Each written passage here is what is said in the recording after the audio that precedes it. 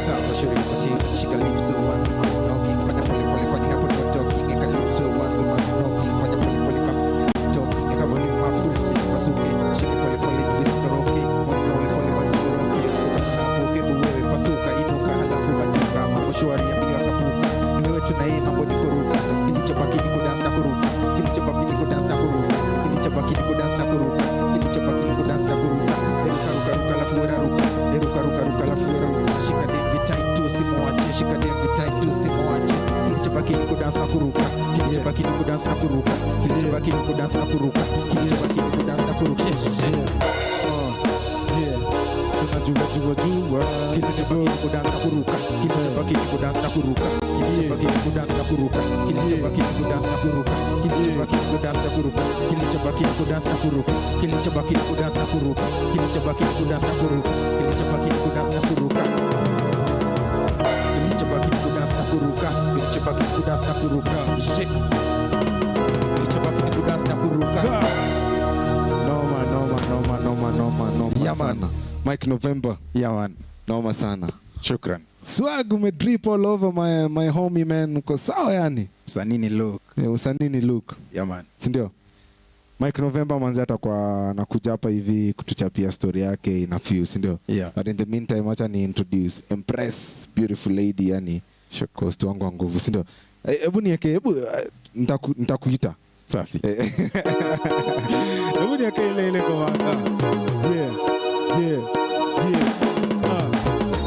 Ita dance na kuruka ita dance na kuruka wewe ita dance na kuruka yeah unajaribu kurap na kudance na kuruka. Let's leave it to the rappers. Okay. Let's just leave it to the rappers. Yeah, you know, yeah. Good afternoon, ladies and gentlemen. Yes. Good afternoon. Nice to see you. Nice to see you too. Nice to see you guys. Nice to see them. Yeah. Yeah. Kwaje? Niko poa sana? Ni nini leo unakaa uko tu zen yani umechill? Nimetulia. Umetulia sana. Ladies and gentlemen, we are live on YouTube at E_square TV. My name is MC Awikide. And I'm Josephine. And yes, you're coming alive now. Thank you. Nilikuwa nangoja tuingie. Josephine, really sasa? Well, thank you so much guys for thank you so much for joining us today for today's show. Leo ni Huduma Day. Did you know that? Today is Huduma Day. It's a public holiday actually. It's supposed to be Moi Day. Moi Day tulimalizana na Moi Day. Bado niko hapo kwa Moi. Why is it Huduma Day? Why is it Huduma Day? Sasa let me school you, yeah? Why school me. This is actually the first Huduma Day that we are celebrating this year, yeah? I think imepitishwa December or something last year. December. That's why this is the first time we are celebrating Huduma Day. Before tulikuwa tuna celebrate Moi Day. Yeah, Moi Day. Why Huduma Day? We are honoring the wishes of the late President Moi. Yeah. Alisema he needs, we changed it from Moi Day to Huduma Day. And to observe it by participating in voluntary services, community work, and also prayer. Also prayer day. And prayers. That's why there's a prayer day today. That's how we are celebrating Huduma Day. Si basi tungeanza na kimahombi lakini ni sawa. It's good to explain. Tumeanza na maombi. Tumeanza na maombi. I think cameras zilikuwa zimeswitch off. Kidogo. Yes. Wow. Hiyo ni kitu poa sana, si ndio? So ladies and gentlemen, this is how we do it. It's all about Islam's expression and we are live on YouTube at E_square TV. Yeah. Kabla tuendelee sana Josephine. Yeah. How was your week? My week was fantastic. The weather has been bright. Yani, it has been just a beautiful week. Chill and work. Nothing dramatic has happened, but it has just been an awesome week. Wow. Yeah. Yourself? Mimi wiki yangu imekuwa poa. Nimeshinda up and down, kutembea hapa kule, hapa pale, kutafuta. Wewe tuliange tu chini. Josephine. There's something coming up next week. Tutakuwa tunafanya kitu inaitwa Cypher. So nilienda huko mtaani huko. Nilienda West. By the way, wiki nimekuwa West kumit marapa fulani. Shout out to watu wa West. I hope uli welcome vizuri. kidogo. English ndo ilikuwa mingi sana. But I've been teaching you. Kwani unaniaibisha? Niko mali Josephine. Okay. Yeah, I'm coming. So what do we expect for Niliwa invite yani nilimit two boys who are very talented, nikamwambia wakam kwa hii space tufanye kitu. So manze next week on Thursday kunaenda kuwaka moto ingine fulani hatari sana. Yeah. Yes. So you guys, Thursday, you've heard it. Yeah. There's a cypher happening right here at Buruburu, Mesora. Yeah. Tunakuanga third floor. So Yeah. come through. Kama we ni rapper. Sindio? So just I wanna be kama unaona ni kama unaweza fika hapo. Unaweza fika? Nimeona bado. So Justin. Yeah. Leo manze iko aje? As usual, amazing show, energetic. Na bado tunasoma kidogo. Si ati kusoma ile ya kuwafunza. Ya kuwafunza. No. To just educate you so that you just don't come to this platform and just get entertained and then you just leave. You know, we want to entertain and inform you at the same time. So expect an amazing show. Expect a hype show. Expect to learn. Expect to have fun. Yeah. As we jam along with our artists today, we have amazing. Tumeanzishwa show na a rapper, so we are just going to keep that pace going up. Your mood. And that's remind me that bado tunaendelea na ile conversation yetu ya cyber security. Yes. From last week's show, actually, I noticed that a lot of people were not really understanding what cybersecurity is. Wanaona ni kama cybersecurity just deals with cyberbullying. So we have an expert who is also going to shed more light about that. We are not going to leave you hanging. Ukiwachwa na maswali, so hatutakuacha hapo. So we'll also touch on a few things that we also learned last week. Yeah, as we keep the show coming. So what do you think? Should we invite the artists first? I think we should start the show. We should continue the show on the high that we've started. So to invite Max November. Yes. He's called November. Mike November. He actually changed his name from Max Music 254 to Mike November. All right, so we'll hear much more about him. Yes. But before we do, let's call him back on stage for some amazing jam. Mike no dripping man. Uchale anapiga look yani. Buddha.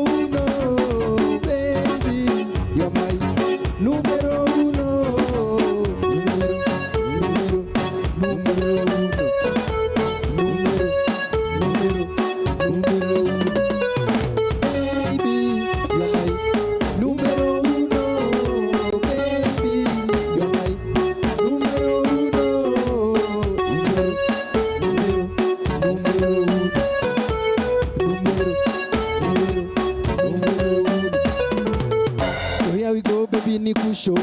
All this is for you na kushow. I wanna love you forever, you know. Nitakukuza mahasidi na kushow. Chochote unataka mimi nitafanya. Hata ukitaka nibainganya. Na kazi bado mimi nitafanya. Maisha bora nina wewe utafanya. I'll be your own lover. Wewe haupangu hawa watoshi. I'll be your own lover. Nakupenda kulinda kama mwanajeshi.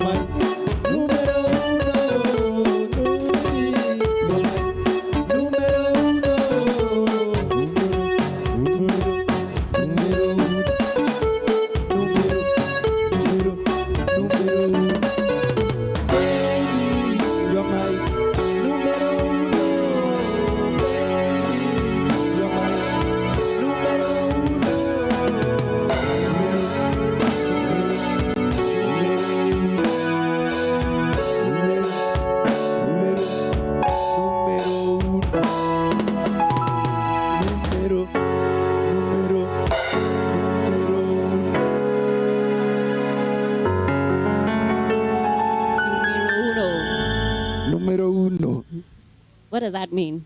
Numero uno is a Spanish word that means number one. Number one. Yeah. All right. Karibu sana. Asante. To E Squared. Thank you. First and foremost, majina. Max, nimesikia Mike, nimesikia tena November. So which one should we use for the purpose of this show? Mike November. Mike November. Kwa majina mimi naitwa Mike November. My names are Mike November. Yeah. For the sake of this show, mimi naitwa Mike November. Yeah. Mike November is basically, Mike is the abbreviation for my name, M, and November is for abbreviation for my second name, M. My name is Maxwell Nyaudo. Oh, yeah. Okay. So Mike is actually M-N. not your name. No. Mike is not my name. Yeah. It's your stage name. Yeah. All right. So why the change from Max to Mike November now? People used to mistake my name. My first name was Max Music 254. Yeah. And it was Max Music 254 of double X. All right. MAXX, then Music 254. So people used to mistake and write Max of single X, and then they used to write 254. So they used to call me Max 254, not Max Music 254. Yeah. And if you search for Max 254, it's a different person. That wasn't me. Yeah. So ever they used to get a different person, and they used to follow a different person, not me. And not you. So nika decide kutoka kwa Max Music 254, nika decide kujiita Mike November. All right. So Mike is an alphabetical code for M. Okay. Yeah. All right. I totally get it. Yeah. So how, tell us a bit about that song that you've just done right now before we continue. Numero Uno is an inspiration, a song about a lover that ni namba moja, that ni ngoma mapenzi that nilikuwa naimbia mtu yenye kumwambia yeye ndio namba moja kwa maisha in my life. Okay. You know, we artists huwa tunajiweka kwa in somebody's life, then we sing kama huyo mtu. Yeah. Tunajiweka kwa life ya mtu mwingine alafu tunaimba. So when I was writing the song, nilikuwa naimbia mtu nikisema yeye ndio namba moja. Okay. Yes. All right. So how long have you been in the music industry? Professionally from 2012. For 2012. Yes, that's roughly 10 years. Okay. Yeah. So before you got into music, Yes. what were you doing? Just give us a brief story about your life and up until when you started doing music. Very briefly. Kitambo. I started singing in 2006. Yeah. But now I can say nilikuwa najibamba because I didn't know much about music. So until I hit the studio in 2011, I recorded my first song, but haikuenda mahali because industry, I didn't learn much about the industry. I didn't know much.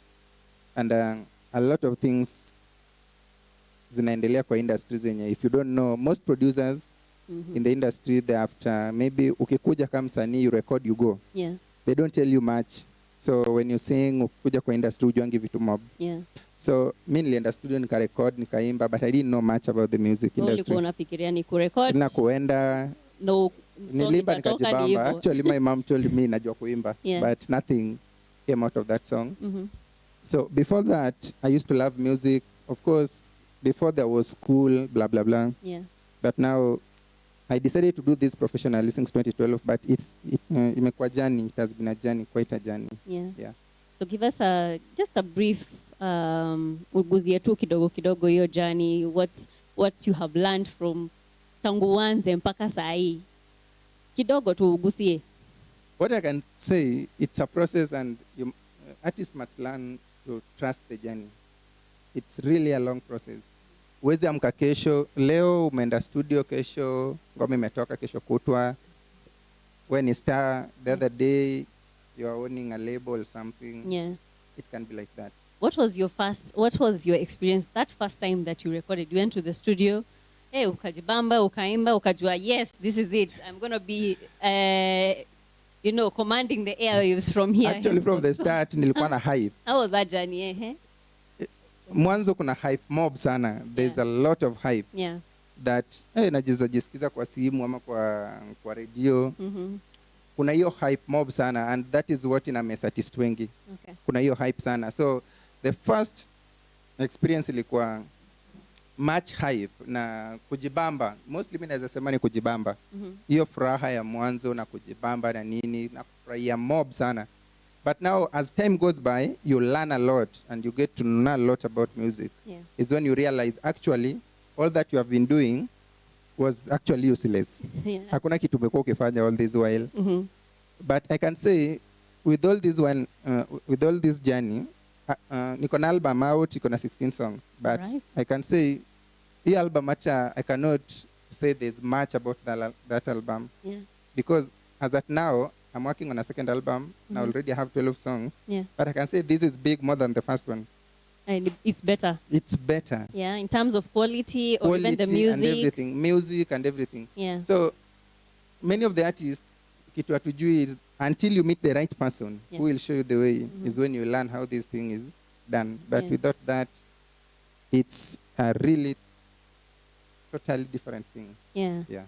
How did you feel when you recorded that first? I am still going back to that first experience.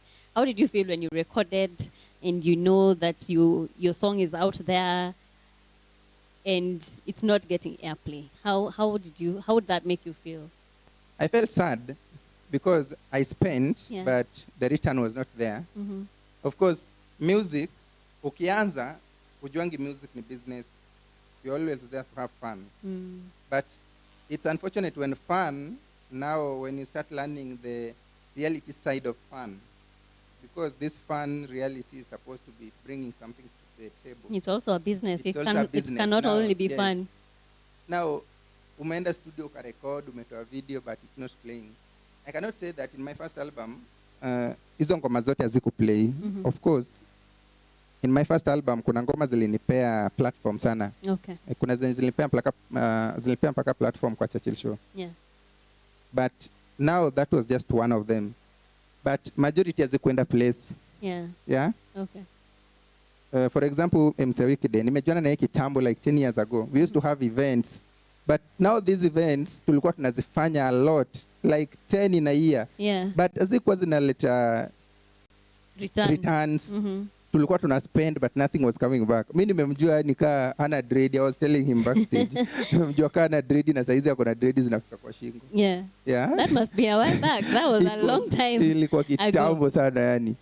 Na so he was telling me ati anataka ku give up. Nilikuwa namwambia imagine mimi nimekujua kaa una dread na saizi dread zinafika kwa shingo na mimi sija give up. Mbona wewe unataka ku give up? Yeah. It's about pushing. It's about pushing. Just trust the process. Trusting the process, yes. It was sad, but now it's all about meeting the right people. Yeah. If you meet the right people, everything inakuwa sawa. All right. So what would you say? What were the lessons that you learned from that time to what you're doing now? Patience is key. Yeah. And to succeed in this, you must have patience. You must believe in yourself, have vision, trust the process, be loyal to people and to yourself. And then I always talk about this vision. The vision thing is very important. You must have that vision. As in, no matter how or what time it will take, just believe in the vision. If you have the vision, just work hard towards it. You will achieve it. Yeah, vision. Vision is very important. Very, very. Muhimu sana. Yes. So how many, you've mentioned about someone who held your hand na akakuonyesha the ropes of the music industry. Unaweza mtaja hapa? Yes. Anaitwa, the current producer I'm working with, anaitwa Red Sea. This is the person who changed me from doing, I was doing, I don't know, Jipuka, or I don't know how I should call it. But by then, that was the thing. It was the in thing. Yani, it was the thing that was... It was the heat. Yeah, it was a thing that was controlling the Kenyan market. But now, Afrobeat came and it changed the game and blah, blah, blah. But now we are here. Yeah. The market has changed, everything has changed. And everything is going on. But yeah, by then he understood the first time. My first song in my current album, Aliniambia, I recorded for 2 days. And the first day nilingia studio 10 na nikatoka 10 usiku. One song? Yeah, na sikuwa nimemaliza. I came back the second day again, nikaingia 7 morning na nikatoka saa 6 usiku na sikuwa nimemaliza. So nikamaliza the third day. After 2 hours. Yeah. Chorus niliandika 24 choruses na tukatumia the 28th chorus. You get? So yeah, and I'll insist kabisa. And that is what changed me until today. Yeah. Niko na 12 songs na yeye. Yeah. Nitam celebrate because of that. That's what's up. That's true. Yeah. Shout out to Red Sea, wherever you are. Yeah. What genre are you doing now?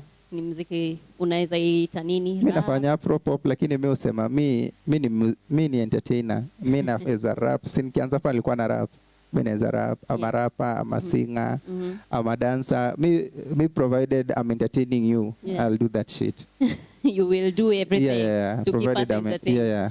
Okay, where can we find your music? Where can we find you? Everywhere. Go to Google, search Mike November Music. I'm there. Utapata all the information about me. Link to music, Instagram, Facebook, Twitter, YouTube, everywhere. iTunes. I'm on every social media platform. Okay, I am seeing a lot of your comments coming in. Thank you guys for already tuning in and sending in your comments. I can see Caroline is saying dope performance. A wiki day, mention up my co-host anasema tuko ndani. You can see that. What's the inspiration behind the tattoos? Someone is asking. Ian is asking. Yeah, every tattoo I have, iko na inspiration yake. I just don't do ink that haina inspiration, and the only addiction I have in my life is tattoos. I don't drink. I don't do any other shit except tattoos. Okay. So niko na more than, I don't know if there are 40 or 50 inks, but each ink I have iko na meaning. So siwezi anza explain, labda nitachukua 2 hours. So all of them have a certain personal connection to everything in my journey? life. Your life journey? My life journey, everything. Okay. Yeah. All right. So I don't know whether you have another performance for us before you leave, but thank you so much for coming. Thank you. Keep doing what you're doing, and we hope to see you controlling the airwaves sometime soon. Thank you so much. That second album that's coming. Yeah. Mike November, everybody, and keep it locked. We are live on YouTube. Please tell a friend to tell a friend to tell a friend that we are live, and we'll be right back. Yeah.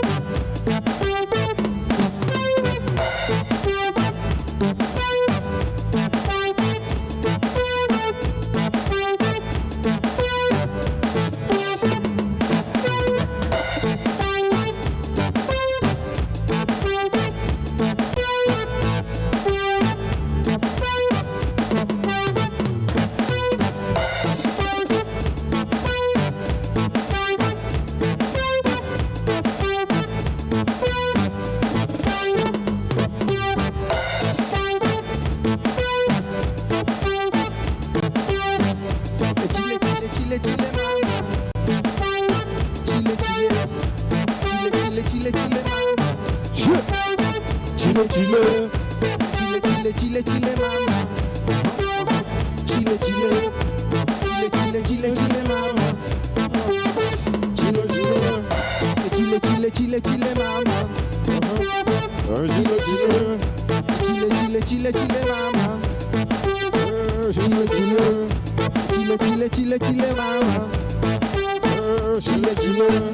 Chile chile chile chile mama. Chile chile chile mama. Chile chile chile mama.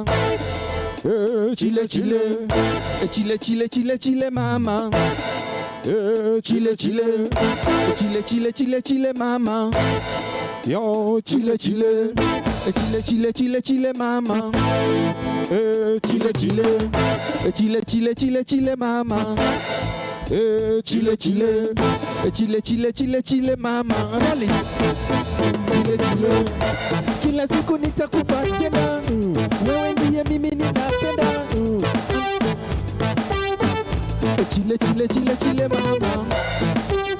Chile mama. Chile mama.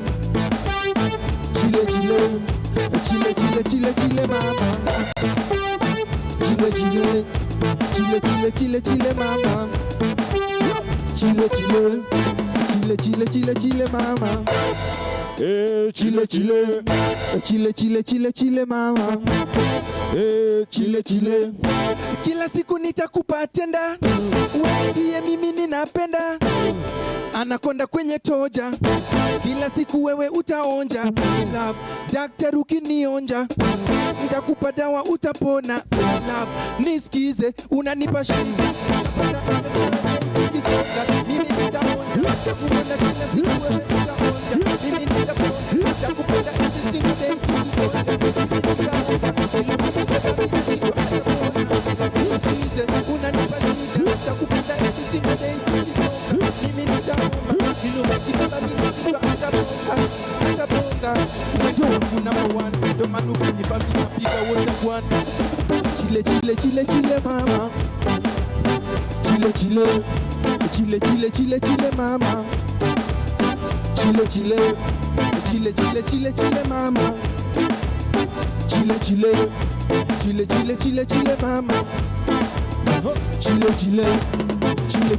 Chile mama. Chile figa yako chile. Ngo yako chile. Figa yako chile. Mambo yako chile. Milo yako chile. Figa yako chile. Mili yako chile. Mambo yako chile. Sura yako chile. Milo yako chile. Body yako chile. Figa yako chile. Mambo yako chile. Mili yako chile. Mili yako chile. Body yako chile. Body yako chile. Mili yako chile. Mili yako chile. Body yako chile. Body yako chile. Mili yako chile. Chile mama.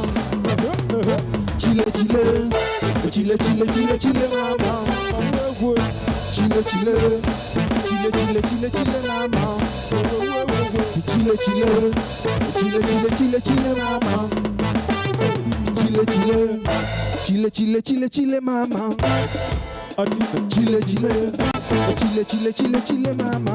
chile mama we chile mama chile mama mama we chile mama chile umbo lako chile chuga lako chile sura yako chile sura yako chile body yako chile body yako chile body yako chile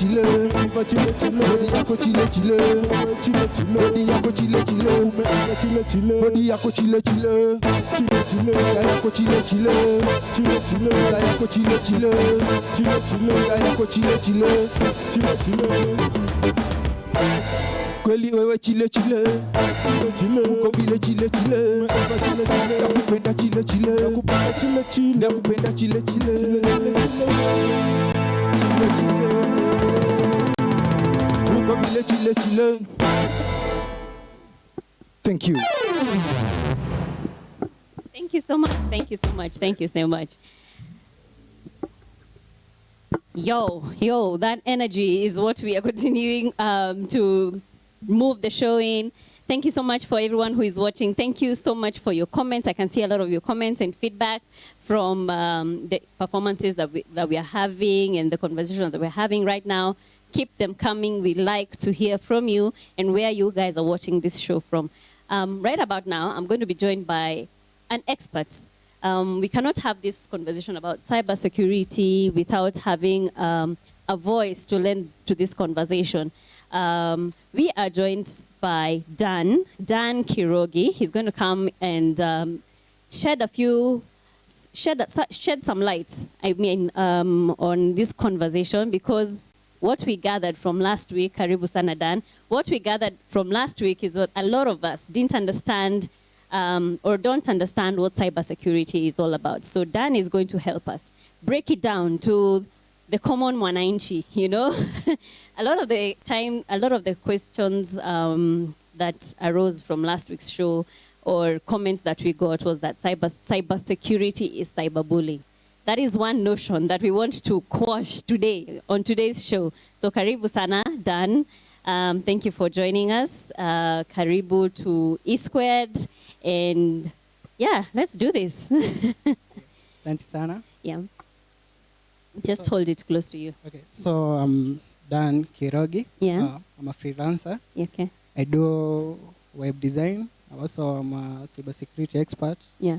So I'm a student. I'm in my 4th year. Mm-hmm. I'm going to finish my exam coming weekend, Okay. the week after that. Undergraduate or postgraduate? Ama nakupeleka mbele sana. Nipeleka mbele. So I'm still young. Okay. Jana mdogo bado. Uh-huh. So it's never too early to get in the field. Yeah. So for cyberbullying, Yeah. cybersecurity. So that is that is where we're going to start this conversation from. So to tell people or to actually explain it in the lamest terms possible. Is that a word? Is that even a word? Anyway, venye Mkenya anatuwatch sahi anaweza understand what is cybersecurity in the simplest words. Usitumie ile jargon utumia shule, watu wa IT, just in the simplest terms. Okay, in the simplest term possible ni cybersecurity tunasema ni threat, any threat inakukujia when you are using a device which can connect to the internet. Simply put. Okay. Yeah. I don't know if we can hear you. Your voice is very low. Okay, so I'm sorry. Yeah. So for cybersecurity, simply put, Yeah. Any threat that can come to you from a device which is connected mostly to the internet or to an internal network or maybe an external one. Okay. Yeah.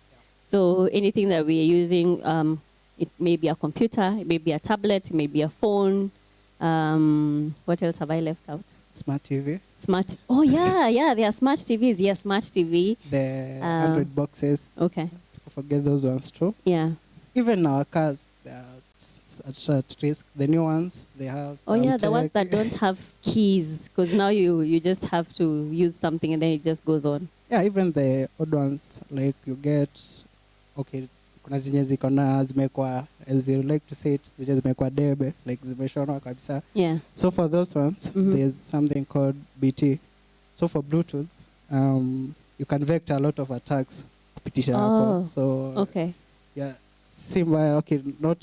For us here, it's not like for cars is not like that of a big deal. Yeah. But someone can use that to bypass your security, gari yako, something like that. But for cybersecurity, it's not necessarily about bullying. Yeah. There are the issues like there's data being stolen, banks losing money, organization losing their clientele because maybe someone who is important, their data was leaked. Yeah. So for cybersecurity, you can't just say cyberbullying. It's one thing, yeah. It's like an umbrella to all these things, all these threats that people face when they are on the internet. Yeah, when you're on the internet. But not necessarily when you're on the internet. Even when maybe someone comes to your computer, steals their personal information, like maybe some private documents, some private pictures, videos, something like that. For artists, even there's like someone can come and take your beats, your recordings, something like that. All right. Yeah, that's still cybersecurity. Yeah, because someone... It still falls under cybersecurity. True. Yeah. Okay. So even theft, which involves the machines, like someone comes and plugs in the device, a USB to your machine, that's still under cybersecurity. Okay. But for us now, here at Kenya, we're still evolving. Our laws are still not that much into cybersecurity. But I'm happy we're making those simple strides to protect us, and also to protect the common mwananchi juu where at the end of the day nataka kujua nikichukua simu yangu I am safe. But then again, as Kenyans tunahitaji kupata hiyo cyber etiquette. I think there was a study done beginning of the year. We are ranked, the worst upper Africa kwa cyber etiquette. The worst? Among the worst. Are you serious? Yeah, we are terrible in cyber etiquette. Yeah, true. We mentioned cyber etiquette. So, what is cyber etiquette like? So, cyber etiquette ni ile ya kujua what to do and what not to do on your, maybe when you're using your device. So, for example, you can maybe do you know that when you do a search on your search engine, the first result is not usually correct. Just the one that has many ads and is related to your search. Like so if I type a topic on Google, that first one is not in most cases it's not the most relevant result to what you had searched for. So try to be like you can start the second one. The first one, like the way Google do their things, the one who is paying a lot for their ads, definitely they are the customers, so they are going to be ranked first. True. Yeah. And it might not have the necessary information that you're looking for. True. Oh, okay. Wow. We are learning. So this thing that we call the internet, it's quite vast, and a lot of us might use it for good. And I'm being told by the director to come. We switch. Sorry. It's fine. Just come. So this thing called the internet, we can use it for good and we can use it for bad. So how can we use the internet responsibly? Because I think when we actually understand how to use the internet responsibly, that means we also become aware of threats that might, interfere with our cybersecurity. Yeah, so the internet, how do we use it for our good? Okay, so the internet is a good thing, not necessarily because of the cyberbullying, like kuna mzazi anasikianga internet, so something like that. Yeah. But for internet, it's a good thing. For me, most of my, until this point, the application there in my field. Yeah. So, to me, as I like to call it, School of YouTube. Yeah. So that's where I get my tutorials. That's where I learn. And until I'm still learning. Yeah. Yeah. But to be safe on the internet and do it wisely, you must know the don'ts of the internet. Like if you receive a link and you're not sure, if you're not sure, don't open it. Yeah. Then there are the emails, like unaona tu email imekuja, ati this link, you can do this and inaweza kusaidia hapa na pale. Alafu it has a very enticing title and whatever. Yeah. Then, so before we continue, how do you know the legit ones? There are some links that come to you and you're like, okay, is it legit? Is it not legit? The first thing is, if the sender, you had not agreed that with the sender, he or she is going to send you a certain link, why then are you going to open it? Okay. Yeah, because even your friends, that's the weak point for most of us, because me, I'm a cyber security expert. Yeah. I'm a cyber security expert. Yeah. It's okay.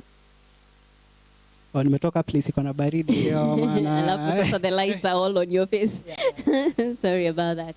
Mm-hmm. It's okay. It's okay. So, yeah. So I think it's a tricky part. So, kama the link you have received, you are not agreed to receive it. Yeah. Don't open that link. Then I might know, me as your friend, naweza jua huyo msichana anapenda viatu. Kutumia ka link kana ka shop ya viatu. Yeah. And it's a shop, you know. Yeah. And when even their logo, it's there, everything it's there. Yeah. But the link, it's been doctored. So the moment you click it, it will take you to the site, yes. Yeah. But then have control. Oh, wow. So okay, the person who has created that link is able to get data from your machine through that link. Okay, not necessarily a machine, but mostly when you do a phishing attack, those ones for the links and what have you, mostly is to steal the credentials, maybe your logins, when maybe you are doing online banking, someone may send you an email pretending to be your official bank. Yeah. So when you log in, they have your logins. What's stopping them from taking your money? Oh man, oh man, oh man. That is why it's very important to have these conversations. Because 1 minute you're busy typing away on your machine or your phone, you think, oh well, I've seen this shoe on, Jumia, or I've seen it wherever, and I want to just, put in my bank details, and that's how kidogo you have nothing on your account. This is why it's very important to have these conversations and to be aware of what is happening in the cyber world, because it's actually here with us to stay. So we just need to now embrace what we are doing on the internet. So that is one of the don'ts.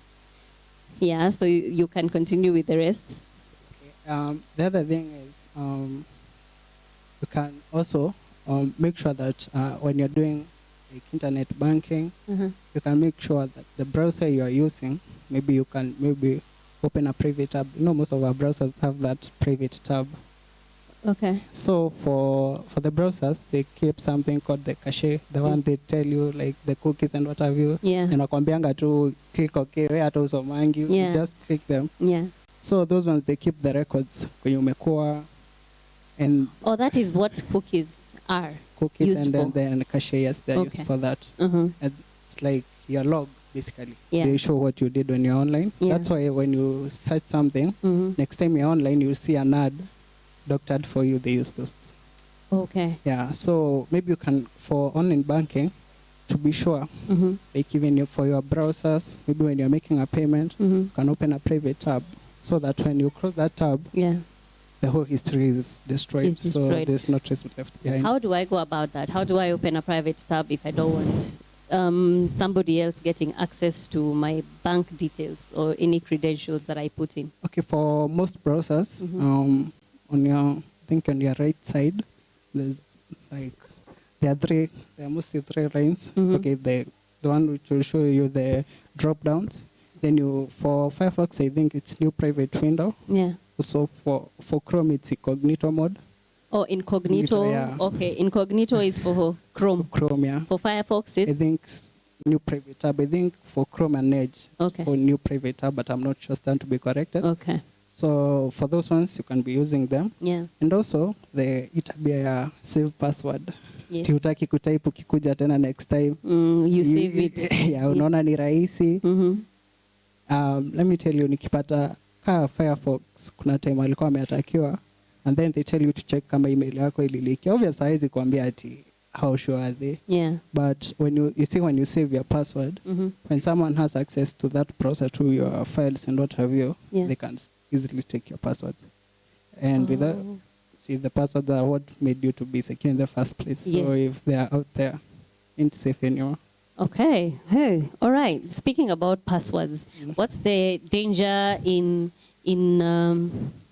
using one password for everything? Like I use it for I use it for my Gmail, I'll use it for Facebook, I'll use it for Twitter, Instagram, I'll use it for PayPal, I'll use it for, TransferWise, all these things that we use the internet for.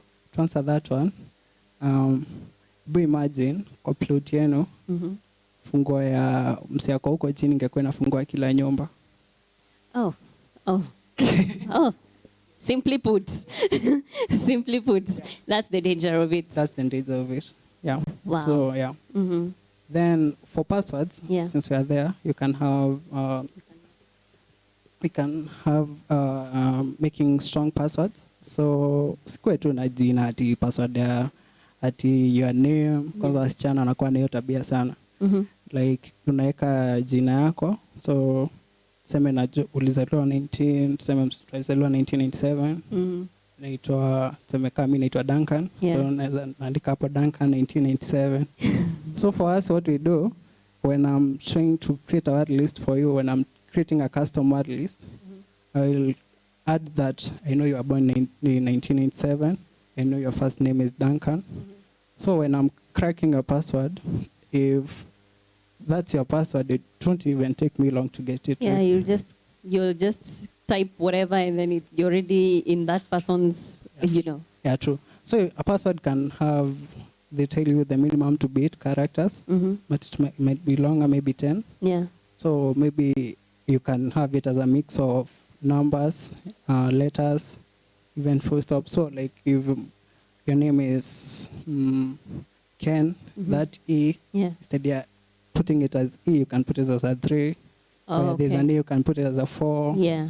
Then so you know when there's a mix of characters, numbers, and the other asterisks, you're more safe. You're more safe that way. Yeah. All right, mixing the numbers, mixing your letters, mixing even the symbols, all in the mix so that it gets more difficult for someone to crack your code or get into your system. I don't know whether you had finished going through the dawns of the internet before I jump into something else. I think that's it. Okay. Wow, we are learning. We are learning. Like there are some of these things that I think I am very guilty of doing, like saving my password or using the same password on so many of my, and wow, point to note. Today in the evening, I'm going to change all of them. And also, okay, no, there's going to be a bad pun, but I read somewhere that someone said your password is like your undergarment. So the way you wouldn't share them, don't share them, and also the way you change them frequently, do change your password frequently. As frequently as you can. Okay, we are learning. I am learning, and I am also seeing you guys learning from the comments that I'm seeing on my on the comment section. Black Boy Band motto, big up Black Boy Band, mnafanya kazi poa sana. Caroline is also saying Chile. Oh, that was for the artist who was here. Alois, thank you so much. I can see you, Noma sana. Thank you for watching. Beatrice is saying motto. I can see the symbols there. Caroline is saying educative conversation. Thank you so much, Caroline. There's also a question. What normally happens when you get an ad for a product on YouTube and after maybe talking about it without searching for it? Yes, we we normally see this happening. You're busy watching YouTube, then bam, an ad tokelezea, and you hadn't even searched for it. And it was part of a conversation that you had with someone like 20 minutes before. Okay, so for that, sometimes maybe it's just a coincidence, but in other cases, some of the apps that we download without even being sure, like Nambo some that agreement, or na slide to, you just click OK. Yeah. But for some of them, when they're running the background, there's a quasi record what's actually happening around you. Yeah. So maybe they can catch some keywords. I got the whole conversation, but catch the keyword. Maybe you are saying, I want to buy a new laptop, shike laptop. So to your ads, what add your laptops. That's where they get their revenue. Okay, click your ad, you see those laptops. When you post your ad, then get some revenue when you whoever posted it. Yeah. Oh, wow. Okay. I hope that answers your question, Caroline. And as we wind up this conversation, when we talk about cybersecurity as a whole, what pointers at the top of your mind can you give us so that we are more cyber aware when we are on our laptops, when we are on our computers, when we are on our phones, wherever we are using the internet? Yes. Okay, so for most of us Kenyans, I think tunapenda vitu za bure. So sorry to say so. Guilty.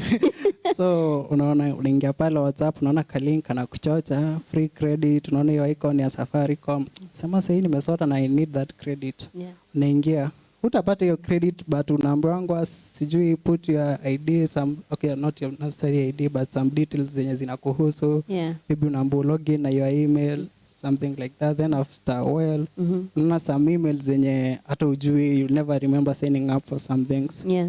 Then for hapo kwa vitu za bure but I mean tunapenda free games kwa vijana kaa sisi. Yeah. I'm a gamer, I love gaming. So Gamers, this is for you. Gamers. So, utaki kununua the full game, maybe ni 3,000 huko. Yeah. Then kuna msi hapo mtaani anakuambia leta, so nitakuwekea, which it's a cracked game made online. You don't know the crack that msi ametumia. When you're playing the game, yeah, you never know your machine is atumika ka bot hivi. Oh wow. Itumike kuhack somewhere else. Na kujua na polisi unaanza kusema but I wasn't there, but your machine you see it has a unique identifier inasema EIP. So inachukua, is it an IP address? Inachukua yeah, IP address yako. IP address and the MAC address of your machine. Yeah. So you see the machine that's being used to hack, but you don't know. You are just there enjoying a game. Oh. Yeah, this goes also to the movies. Say the movie streaming sites. Unasema sitaki kulipa hiyo pesa ya Netflix ama I can't afford. Yeah. Unasema wacha ningesi movies pale 1 2 3. Yeah. Some of those sites they infect your machine. Na pia okay hapo kwa search engines. Yeah. I mean Google search is a good one. People use it a lot and what have you. But there's another option, a safer one. It's called DuckDuckGo. The duck for the bird. The duck, the bird.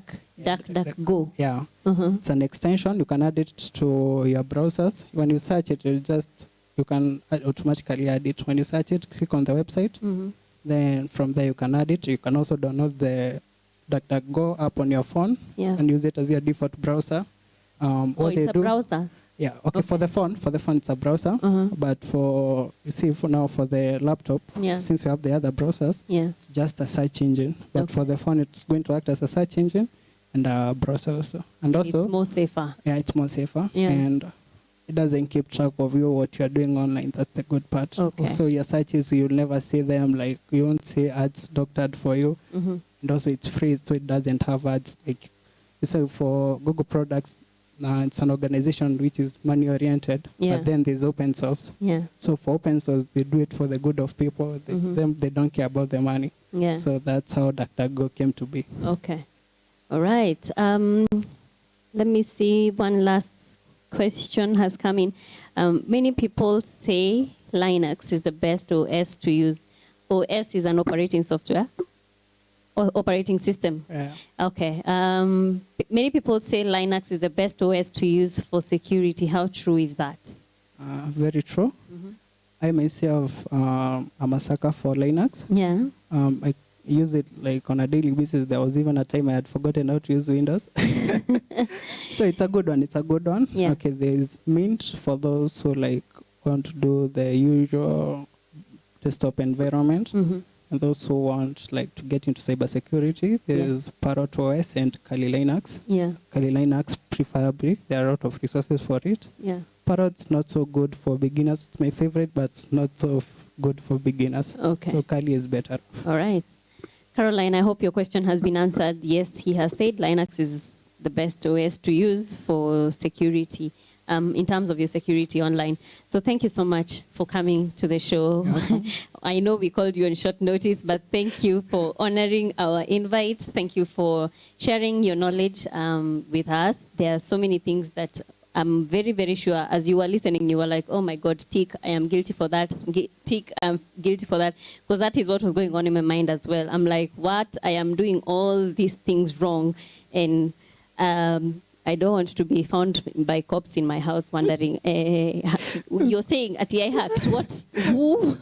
You know, so I hope you guys are learning. And as we continue with this month of cybersecurity awareness, we are going to continue bringing you experts who can share with us information that we didn't think we needed, like what we have gotten today. Thank you so much. You're welcome. All right. A wiki day, where is my co-host? Umesahau specs zako. We hope you are continuing to share this video. We are waiting to see a lot of your feedback also as you tell us where you are watching us from. A wiki day. Yes. Umesikia chenye tumeambiwa? Have you been listening? To see. I am very sure there are so many things that pia wewe ulikuwa unataka unasema, hey, mi ufanya hivyo, mi ufanya hivyo, mi ufanya hivyo. I mean it. What I have taken home is I need to be careful na venye mi save passwords zangu. Vile we? Venye I save my passwords. Ah. Because I know he's saying that it's not wise to save password moja kwa nini zako zote. Ati nikikuja Facebook yako nikitype nitajua ni wewe. Hiyo ndio nitaingia Gmail yako, nitaingia pengine hata bank kama unatumia online banking. Naenda kuchange. Leo naenda kuchange. Baadhi mtu 100 like zote. Yeah, you see, that's what I'm saying. We are all guilty of a lot of these things that we are being told of. So guys, please take caution when you're online and keep it here. Keep it here to learn much more about cybersecurity. We have dedicated the whole month because it is Cybersecurity Awareness Month. We have dedicated this whole month to educate you on everything you need to do to know about cybersecurity. Cybersecurity, yes. Yeah. Tuendelee na show. Yeah. So tumekuwa serious sana, so I don't know what you have for us. Ninyi mmekuwa serious. Ninyi mmekuwa serious. But right about now there is this young man who is a very interesting person. Yes. He used to be a dancer, but right now he's a musician. I don't know if he's still dancing, but he will come here to tell us more about his life, his journey, and what he's doing right now. Okay. So ladies and gentlemen, my brother from another mother is from the team of Wasafi. Oh, yeah, he's from the team of Wasafi. Wasafi people, you know, Wasafi man, chain. I don't know. Unataka kunia venye ulikuwa umenianza kuni hype nilikuwa nafikiria ni Wasafi, the Wasafi wale. The Wasafi. Hata huyu ni the Wasafi. Wasafi ya Kenya. Okay, all right. Ladies and gentlemen, introducing next on stage my brother from another mother, a superstar, fashionista. This guy is so amazing. Also a songwriter and also one of the best professional dancer. Ladies and gentlemen, allow us to introduce Mr. YNOT MSAFI. Yeah. Unaona? Luku. Mnaisemanga amechapa look. Amepiga look. Amepiga look. Yeah, karibu sana I squared. Thank you. Yeah.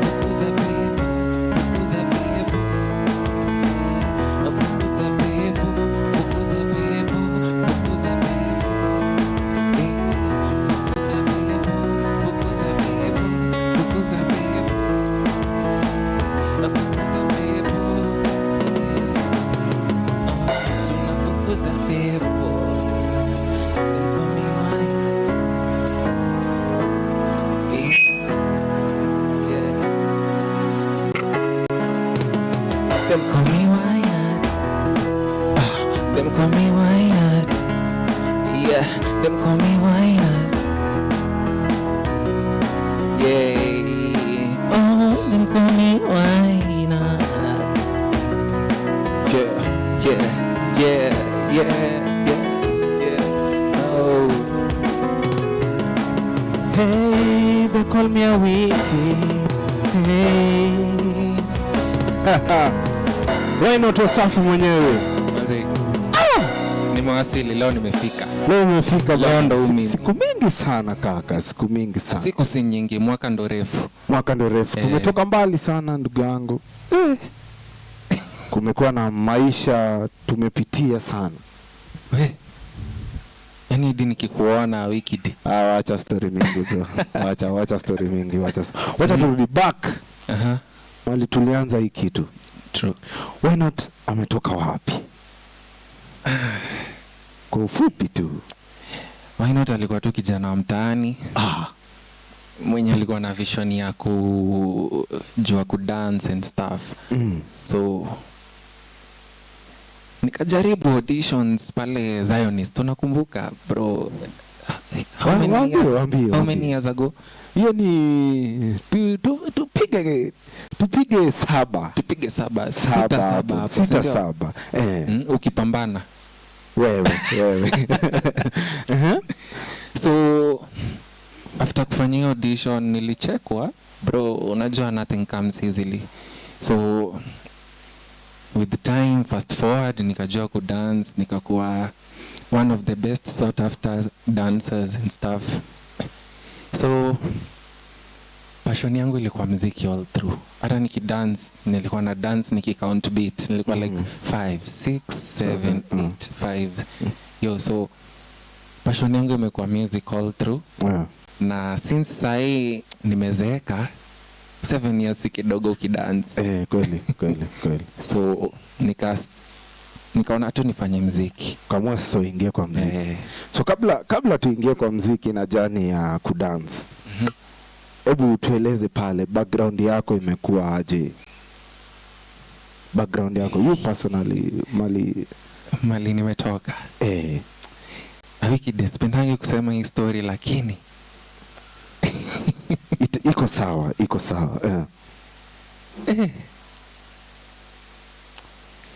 Mimi mali nimetoka.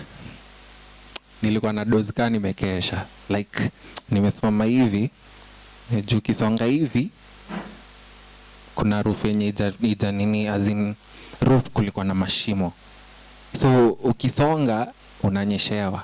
So time ya mvua unadoztuka umesimama like uko tu kwa kona tu yani. Uko umri. Unasema hiyo story kama unatoshana hivi ama ukiwa mdogo? Before ni give up na life ndo sana find myself nikidance hiyo period. It was around 2012 hiyo period. Kwanza nakumbuka this one time.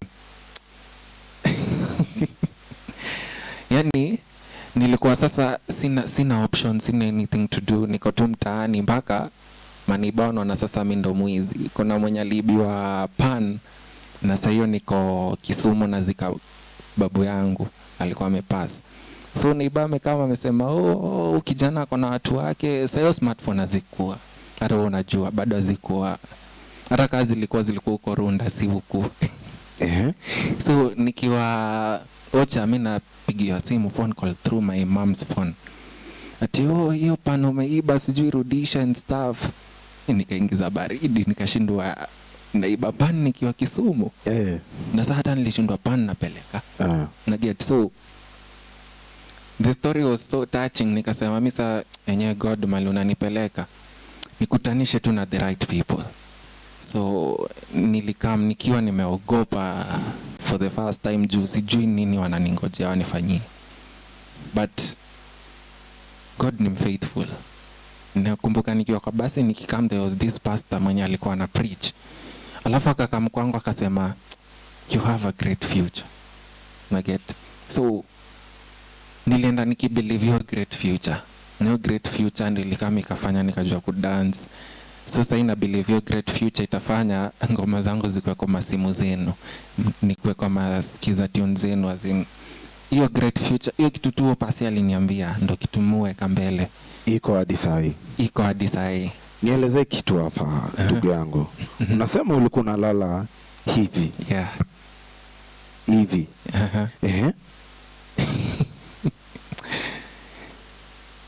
Awikide. Una imagine si ati unalala hivyo juu uko kwako, uko kwenu. Mamako, sistako, bradhako, plus wewe. So leo nikisimama hapa, sistangu kesho atasimama hapa. Kumaanisha mimi natafuta base zingine place maji yenyeshi sana, niende nikae hapo. Una get? So ilikuwa tuna work twin shift. Siku yenye mvua haijanyesha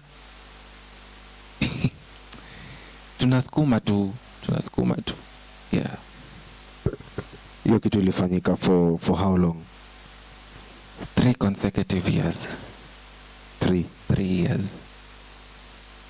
3 years. Haikuwa rahisi. Na hata bado nikifikiria hizo vitu si rahisi. Ndio maana kwa ngoma yangu nimesema fukuza pepo. Azinio ni pepo ilikuwa na try to overtake my life from me. Ni inspiration from my heart. Yeah. When you're firstborn pale nyumbani. Mimi ndo firstborn. Ukiona hiyo situation venye iko, you are the firstborn. Mind yako, hati yako ulikuwa nafikiria aje man? Mi kwanza, there's nothing I loved more than my sister and my brother. Nilikuwa naona kwanza vile tunasumbuka, tunahangaika. At some point ikabidi nitafute tu kamjengo fulani nifanye. Najua hauko familia na history. Sijai, nimekujua sana. Leo umenishtua kaka. So at some point ilibidi nitafute tu mjengo. Now I want to tell you, Mungu akisema it is you, it will be you, because nikiwa kwa hiyo mjengo hata sikufanya half day a wiki day. Nililemewa. Hiyo building iko Isili by the muiona nikipita. Nilikuwa na baba yenye nilijenga. So nilikuwa like iko na 13 floors. Nilikuwa na lift, but lift haikuwa finished. So nilikuwa na have kutoa tiles, unajua tiles zinakujanga in sets of 12 ama 6 kama ni half. So unabeba the 12 of them ama the 6 of them mpaka 13th floor huko juu. So nilienda ya kwanza, nikaenda ya pili, ya tatu nikalemewa, nikakwama huko juu. So huyu foreman alikuwa anakuja ananiuliza, "Ni nini mbaya, mbona ufanyi kazi and stuff?" Nikamwambia mimi hii kazi inanivunja, nitafutie tu kitu kingine yenye naweza fanya. So akaniambia, "Kitu utafanya, unaona hii nyumba ikijengwa, kuna hii simiti tulikuwa tuna plaster huku juu ilianguka chini kakauka na ifai kukuwa hapa chini. So kitu utafanya, ndio uchukue spade, ukuje utoe simiti. Hawiki dewezi bomoa hii ukuta hata na nguvu yako." So unajua. So nilikuwa like nimestruggle yangu yote. Najiuliza tu why me. After an hour I got this call. But I thank you so much Baba Efiang Maliuko. So unajua Efiang? Anaitwa Efiang. Baba Efiang. Yeah, the kid mwenye alimba wololo yake. So this time nilipata tu a strange phone call. Akaniuliza, "Hello, naongea na YNOT juu." Hiyo time nilikuwa nishaanza kujisukuma kama YNOT. "Naongea na YNOT." Nikamwambia, "Ya, unaongea na kuna kitu nataka tufanye, nataka tukutane." Waget. Nikamwambia, "Sasa niko kazi, lakini nikitoka ndakwambia." "Unafanya kazi gani?" Nikamwambia, "Niko tu mjengo hapa Isili." Akaniambia, "Nipe directions." Si nikampa directions. In the next 30 minutes the guy was there hapo chini na alikuwa amekuja kunichukua. Ananichukua juu ya nini? Anataka nikuwe secretary wake kwa studio yake. From nowhere. Hamna relationship kabisa. Sina relationship yote. In fact, beste yangu ndo aliniconnect na yeye, tulikuwa at some point. Sijui, unajua mtu akona shida utaelewa tu, utajua tu. Unajua tu vile ana dress, vile ana so at some point tulikuwa tunaenda, inabidi beste yangu ampigie simu amwambie uko kwa nyumba, juu ni mzae kijana. Anamwambia niko kujani mkulata kapilao. So wajua pia table manners zoom hata uje kula pilao msee unapata na pilao. So as in ndo sasa tukaanza kubuild ile, but haikuwa ni kubuild, haikuwa ni ile tu ananijua. So after kanikola kaniambia nikaham nini, tukaongea. So from kupewa tips za 50 bob per trip, as in nilikuwa napanda na ni tiles, so nikipanda ni 50, nikipanda nikaenda 3 times, so ilikuwa 150. So from kupewa tips za 50 bob, so ina depend na venye umepanda. So from kupewa tips za 50 bob, mzee ali ni bless akaniandikia salary ya 8k for the first time. Sijai andikwa kazi mahali, sijai kuwa anyone, nikaanza kupewa salary ya 8k. Bro, nili break to down, nikakumbuka kitule pasi alikuwa ananiambia your future is great. Hivyo tu. Yani my whole life nakuanga nime based on that thing. Ndo maana unaona kwa mpole sana. Sitakangi kierere mingi. Juu nakumbuka my future is great. Na unajua hizi fika huko mbele ukiwa na get lazima ukuwe humble. Ndo maana niliacha kierere, nikakuwa mpole. Plus zile mashida zikanifinya, nikafilsify, nikaona bro, siwezi kuwa kierere na sina anything on my name. So yeah. Umenishtua sana tangu nikujue, hata sijaijua hiyo story. Unajua the artist part. Mimi najua the artist part. Napiga nangara nini. Bro, tumetembea sana nane. But itakuwa sawa.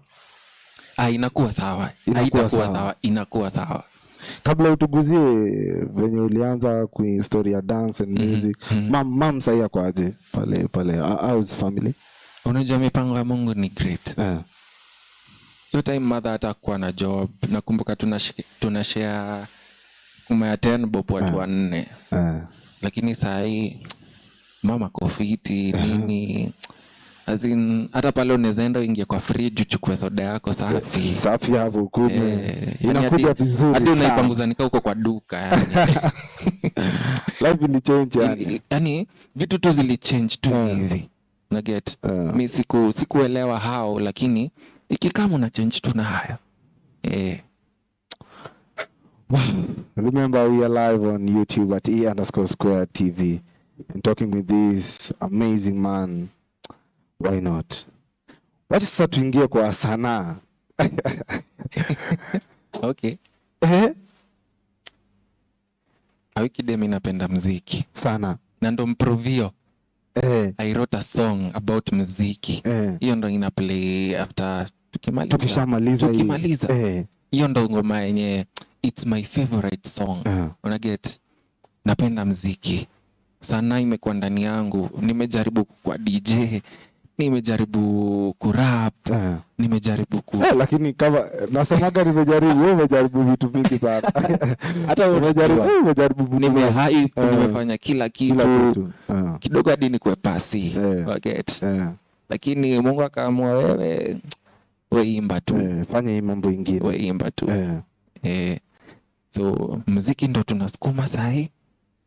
Na tunaomba tutafika mahali. So uliamua sasa sahi hakuna kudance. Kudance utaniona kwa video zangu nikidance. Video zako pekee. Lakini sahi I'm not doing any more dance for artists. Amenitumia sana. Wamekutumia sana. Hiyo experience ilikuwaje? Hiyo ya kutumika. Awiki deona nijua. Nafaa kuwa nimesimama mahali kama hapa sahi. Hapana. Nafaa kuwa nimesimama wiki. This is Black Boy Entertainment. Yes. Lakini on my social life, my social standard, sifai kukuwa place kama hii. Ushijua, mimi ndo nilikuwa dancer wa kwanza kudansia Christina Shusho akikam Kenya. Wewe hapa. Ushijua. Kwa hivyo nikikuona nimuona Christina Shusho. Hiyo kwa kama nikumuona sana. Ni mtu alikuwa na ni mentor nikiwa dimtoi. Madhangu anaeka ngoma zake. Alafu one day unamdansia. Hadi madhangu aliniombea juu hiyo story. Nikafanyia Pitson Kilele. Unajua Kilele? tutafika kilele, tutafika kilele, tutafika kilele. Wacha nisiingie sana, unajua utafanya niingie sana. But I remember hiyo time ukikuja pale akina Pitson, huyu Jimmy Gate wote. Hakuna msanii Kenya sidhani kaa nijui. Hakuna. Hadi huyu mwenye mnafananaga na yeye. Rafiki yangu. Didari Pose.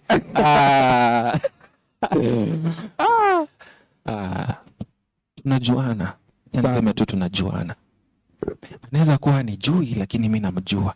Lakini ananijua sana. Alishaniangalia kwa macho hivi akaniambia wewe. Ile eye contact ile. Ananijua, niko sure ananijua. I'm very sure. Kwa nini ulikuwa na copy Pose hivyo sana? Ulitusumbua sana wakati tukianza. Watu walikuwa wanajua wewe ni Willy Paul. Wewe ni ndugu yake. Naweza kurudisha nyuma to my dream. Kukuwa msanii. At that time there was no one else but Willy Paul. At that time. Yeah. So foundation yangu nilibuild on Willy Paul. Ndo maana sikuweza kuchange. Unaget? Sasa tu ndo naweza change juu industry imekuwa kubwa, imekuwa diverse. So sasa inaweza change na sema Pose you are my first love. Lakini sasa juu ya hii situation naona tu tabaki kwa pili. Unaget? Ama siku hizi msupport juu alitoka gospel. Bro, mziki ni mziki. Hata mimi mali niko hapa, si ati napiga gospel. So in short unatuambia wewe si wa gospel. Nimekujua kwa kanisa ndugu yangu. Kanisa ni roho ya mtu. Lakini mumeua gospel. Nani? Etiquette. Ngoma yangu ya kwanza inaitwa Sijui umecheza hapa. Ngoma yako si ndio umecheza hapa? That's the reason why nilitoka. Sijatoka ati kutoka, but niko ni vile leo nikisikia nataka kusifu Yesu nitamsifu. Kesho Mungu atajua. Nini nilifanyika? Juu umeniuliza swali hapa ngoma yako na nikakwambia ni hiyo yenye umecheza. Nini ilifanyika? Nikianza nilikwambia I love the song inaitwa Mziki yenye I'm about to perform. I wrote that song for some people. Sawa. Najua napenda mziki and I wrote it for some people. Kuna mahali nimesema kwa verse 2, mziki to the heart, mziki to the soul. Can I give you some more? Get. Can I give you some more? Juu kuna watu walikataa niwapatie. The first song nilifanya inaitwa Mungu Baba, simamisha dunia nataka shuka. Mimi nimekazana, marafiki bado wanivuka. Ilikuwa inspiration, ilikuwa prayer. Ilikuwa prayer that nikianza hii journey watu watakuwa na mimi na God pia atakuwa na mimi. Wewe. But immediately after nilirelease hiyo video, Etiquette nilipostiwa tu. Okay, unajua sasa hivi kila kitu ni social media. Kila kitu sasa. Hata hii show iko social media. Get. Nilipostiwa na watu wenye najua, watu wenye I thought I could put my trust on them. Only once. Na nijua video imetoka leo. Kesho status imeisha. I was the one posting the song for myself. Na si ati nilifanya ngoma ya ujinga because prayer ni kitu nafikia mtu. So after 2 weeks nikaona okay, these people don't want me. Nikarudi studio. Was it that ukujisukuma vizuri? Unajua huwezi sema watu wakutaki. Etiquette. Nikifungua WhatsApp yangu. Unajua wasanii wanakuanga wameficha vitu mingi sana, lakini mimi naiweka wazi. Nikifungua WhatsApp yangu, mimi siwezi kudanganya. Naombanga mtu anicheze. Nani? Tufungue jina. Tufungue jina. Watu wengi unawajua, wengi sana. Wengi unawajua. Usideke kwa hotspot Etiquette tafadhali. So the song Mziki niliwafanyia because I felt there is a greater world out here ready to accept me. Nisishinde nikibishana na nyinyi watu watatu. Naelewa.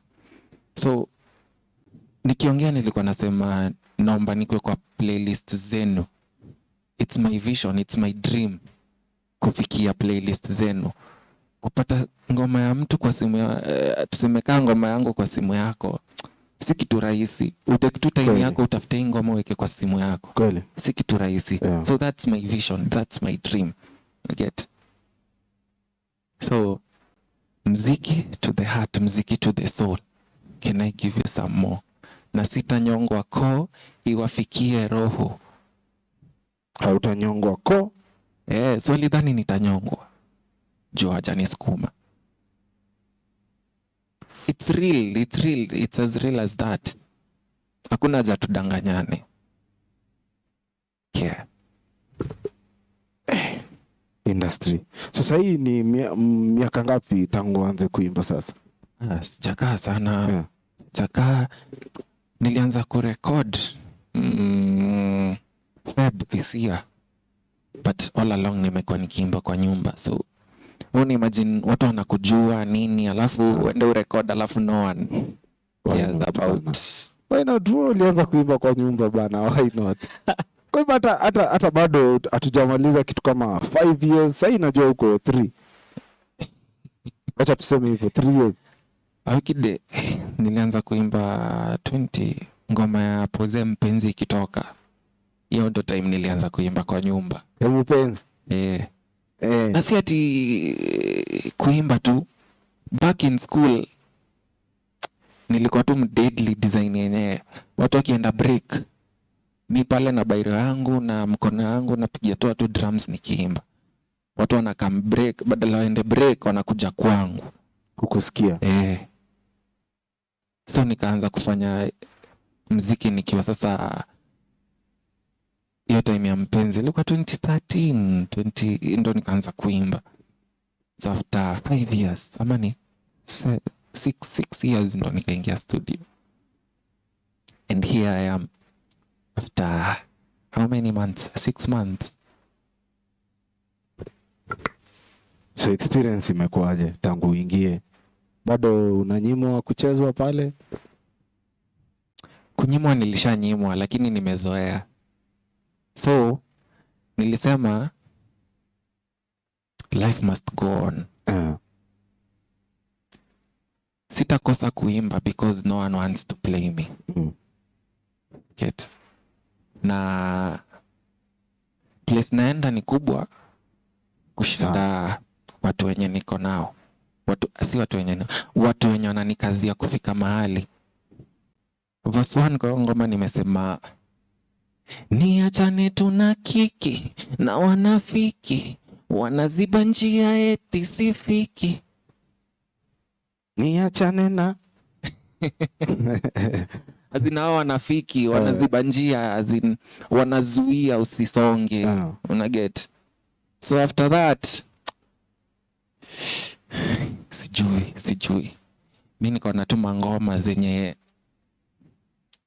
mkiamua tu ku open your hearts mnisikize, I'm very sure nitawapa hit sikatai, ifikie wenye suti na matai, mnaonipenda ipo siku nitatoka tu one day.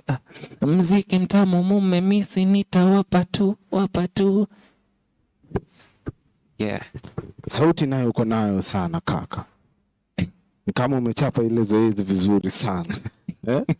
So nikujaribu bro. Kujaribu. So any project that tunawakia sahi? Yeah. In fact, I was hoping to release the mziki song based on the feedback yenye ita come through Black Boy Media. So the feedback ndio ita determine if I will release the song ama I will continue working on some others, then maybe one day tuta-release. Maybe one day tuta-release leo. Tuta-release mziki. Tuta-release. Hapo ukikuja hapa hii show iko na upako. Unasikia? Nimeifeel. Nimeifeel. Hivyo venye umesema ukweli hapo. Ukikuja kila kitu tunai-release hapa hivi, kila kitu. Nashukuru bro. So many projects zenye umepanga? Yeah, I have like a collab with my guy Ajaga Boy. Unamjua? Ajaga Boy by the way, next week atakuwa hapa. Ajaga Boy. Yes. Ni aje janiambia acha nikitoka napigia. Ajaga Boy atakuwa hapa next week manze. Watch out. Chali wa nguvu sana huyu. So tuko na vitu zinakaa. Unajua msanii ni msanii. Leo utaamka uimbe, kesho utaamka ushoot videos, kwingine uamke uende tour nini. Msanii ni msanii tu. We have to live this life. Tulichagua. Ndio ili tuzaa, wacha ituue. Wacha iwe. Yeah manze. Najua COVID wewe kama msanii imekupelekaje? Mimi kwanza imenirudisha nyuma vibaya sana. Things I had hoped to do. Na feel niko wasted. Design ya I don't know what to do kwanza wakirudi. Tunajua industry pia lazima usome. Huwezi kuja tu na kierere and stuff. Lazima ukae chini, uangalie wanataka ngoma kai, hivi and stuff. Leo wanataka scandal, kesho wanataka nini. Vitu mingi sana. So COVID ilikuwa imenimes. Ngoma yenye unasikia naimba hapa Fukuza Pepo ndio ilikuwa imefuata Onekana. Hiyo ngoma ndio ilikuwa imefuata hiyo like nilikuwa najua sasa ni ku release back to back. But sasa COVID imenirudisha back. Tunaanza tena manzi. Maybe that's the only way sasa uta strategize vizuri ndio tuanze kupiga kazi vizuri. Mimi nakuanga always ready. Ndio hiyo basi umerudishwa ndio sasa mbona ni strategize vizuri. Kwani I had a short plan.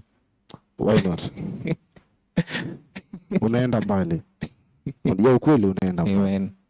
Amen. True. In 5 years to come, where do you see yourself? 5 years to come, hata sitakuwa naimba ngoma zangu. Unataka kuimba ngoma za watu? Watu watakuwa naimba ngoma zangu. 5 years to come. My vision, my goal, my dream. Unataka tu watu waimbe ngoma zako? Hiyo tu. Mimi hata siambii mtu anitumie pesa kwa namba gani ama gani. Ndio hiyo. Tuimbe ngoma za YNOT. Kwanza by the way, kwanza leta muziki zako utacheza. This is a media house, we will play your songs. Okay. Mbona muziki zako usichezwe and we have a media house here? We will play. I'm very serious. We play. Tutaongea after this. Tunaongea hapa ama tusiongee? Tuongelele hapa. Tumalizie hapa. Nitaleta. Leta muziki. Hata hatuendi mbali. Hatutaenda mbali. Nazileta tu sahi. Sio. Unaweza advise aje upcoming artist? Tufanye tu kazi. Hiyo tu. Kuacha kazi. Hakuna kitu kingine inaweza kuweka hapa nje kama si kazi. No one can trust you when you're doing nothing. Tufanye kazi. Umeniita hapa juu unanijua nafanya kitu. Ndio? Yeah, tufanye kazi. Nice one. Kwa hivyo tufanye kazi, uprising superstars. Tufanyeni kazi, si ndio? True that. Kwenye mtandao manze tunakupata wapi muziki? Acha kwanza nianze na biashara. Why not? Biashara. Unajua YouTube ndio inaweza leta nini? Ile kitu. Pale YouTube ni YNOT MSAFI official. YNOT ni Y capital N O T. MSAFI official. Official with a double F. Official. So hiyo YNOT ni hiyo Y ni small, okay. N ni capital. Hizo zingine ni small. Nice. Yeah. Instagram YNOT MSAFI. Hivyo tu. Facebook siko. Twitter nilifungua jana. Nice one. Tunaanza kugrow pole. YNOT MSAFI. Twitter. @YNOT MSAFI. @YNOT MSAFI. Simple and precise. There we go. Ladies and gentlemen, remember we are live on YouTube at E_squared TV. With this an amazing person, superstar, a dancer, fashionista, MSAFI mwenyewe. Kweli. Ni kweli. Nimeoga. Kweli. Nimeona. Ni rangi tu ijabadilika. Hiyo tu ndio umesema peke yako. Wewe umesema peke yako, si mimi. Can we do that song? Yeah. The band is ready. The band is ready. So what are we waiting for? Tuchape basi. Acha nikuache. Usiniache. Wewe ni rafiki yangu sana. Sawa, YNOT.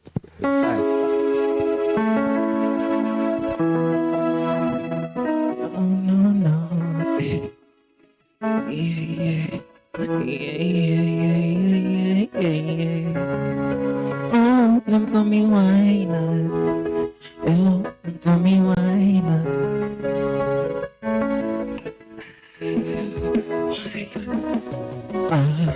Producer nipe piti, mimi nataka piga mziki haya, niachane tuna kiki na wanafiki. Producer nipe piti, mimi nataka piga mziki, niachane tuna kiki na wanafiki. Mnaonipenda ipo siku nitatoka tu. Mziki mtama mume misi nitawapa tu. Oh, napenda mziki. Nani mwingine napenda mziki. Napenda mziki. Nani mwingine napenda mziki. Oh, napenda mziki. Nani mwingine napenda mziki. Oh, napenda mziki yo. Nani mwingine napenda mziki yo. Producer nipe piti ya. Producer nipe mziki to the heart, mziki to the soul. Can I give you some more? Na sitanyongwa koi wafikie roho. Hata mkiwalo nitawapa hits katai. Ifikie wenye suti na matai.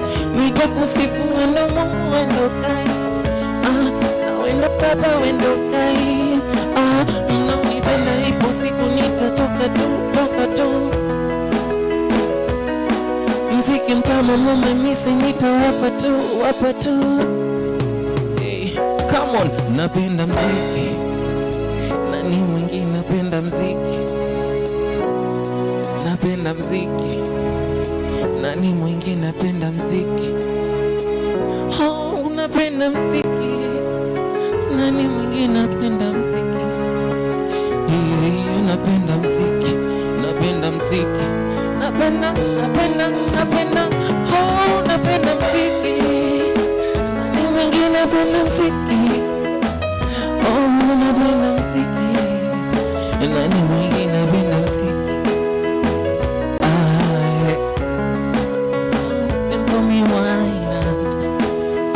Them call me YNOT. Yeah, them call me YNOT.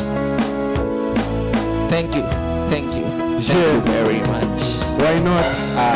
YNOT. Sauti uko nayo sana kaka. Just come ulize huyu kijana swali. Simama hapa. Jamalizana na wewe. Josephine. Mbona unakaa nikao unaogopa? Ulikuwa unataka ku-exit tu as fast as you can. I love your voice. You have an amazing voice. I'm super humbled. Thank you. Why the name YNOT? It's my name. Like Coco ID.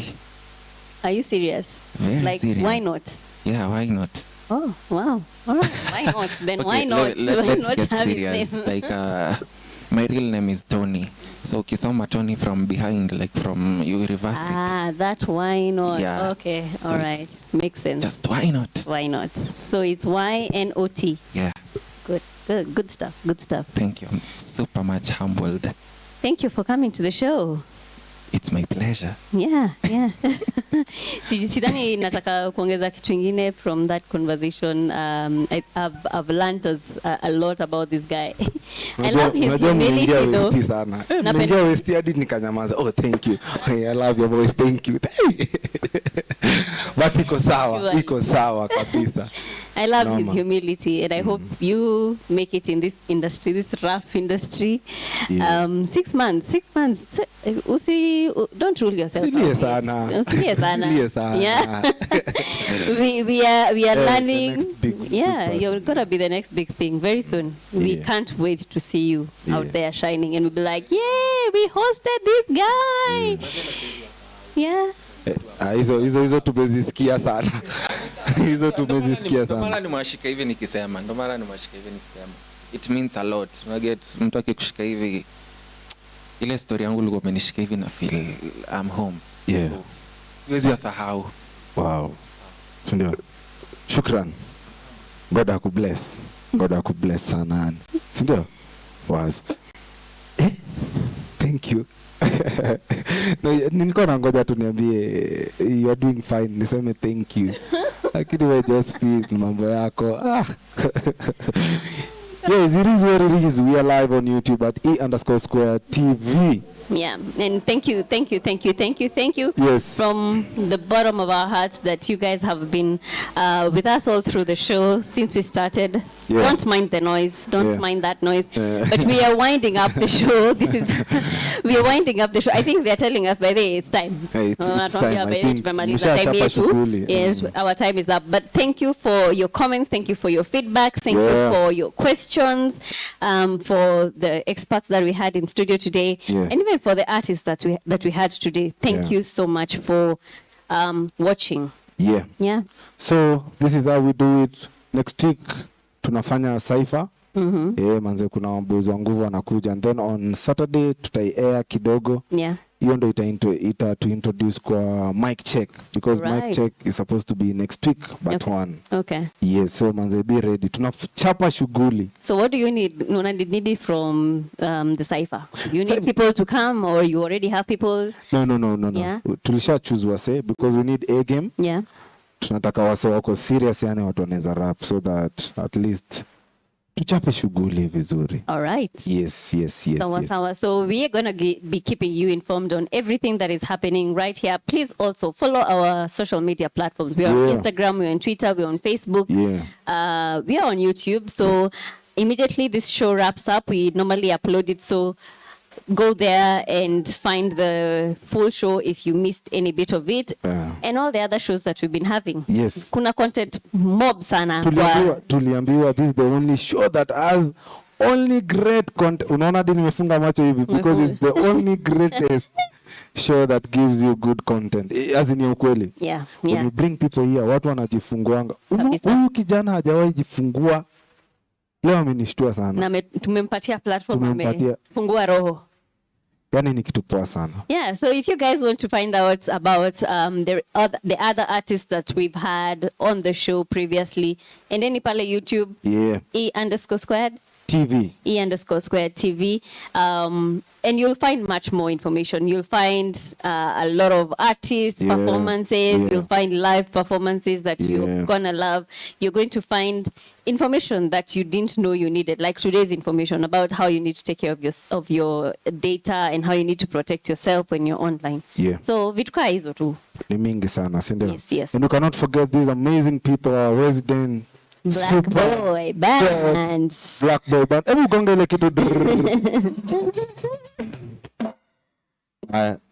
Kwa ile mshahara wangu tunakuongeza kitu hapo, si ndio Josephine? Acha tumalize hii kitu, si ndio? Yes. And that is how today we wind up today's show. Thank you so much for watching. And without further ado, I was your host Josephine. And of course, man, the S to the I to the E, number one MC a wicked there. Jamaliza. Wacha tumalize hapo.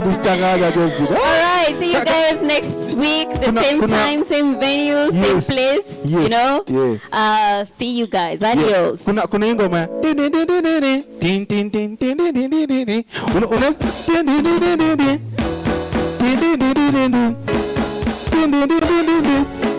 Sijui tuite YNOT.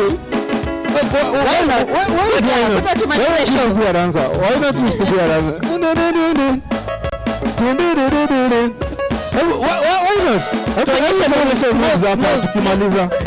Tuonyeshe moves. Okay. 1, 2, 3. hii warasta wanaweza fanya kweli? Ndio.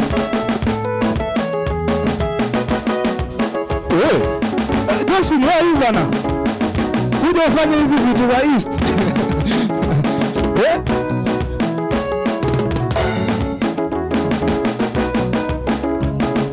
Niko fiti? Niko chongo. Je.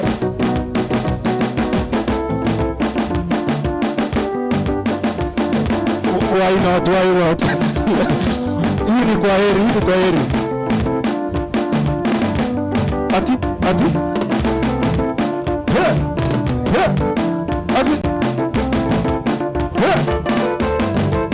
Shole.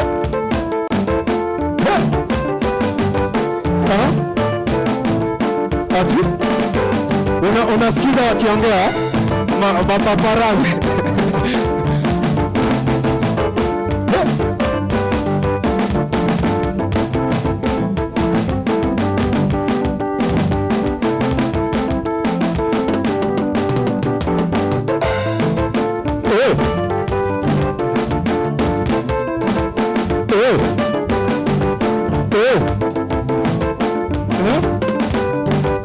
Nifundishe hiyo. Tufundishe hiyo.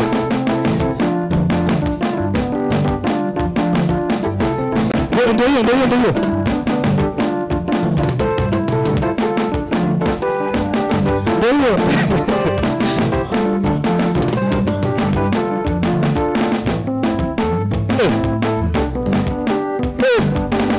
Hii kazi ni ngumu aje.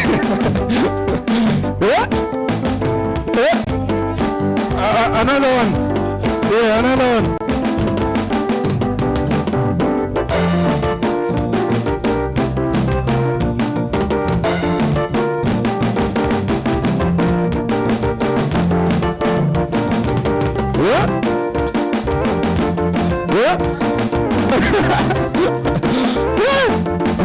Dancing is very hard.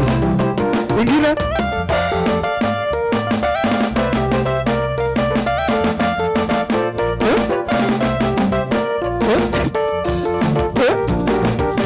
Unajua tukiingia hapa sasa uniwezi. Hapa tukifika sasa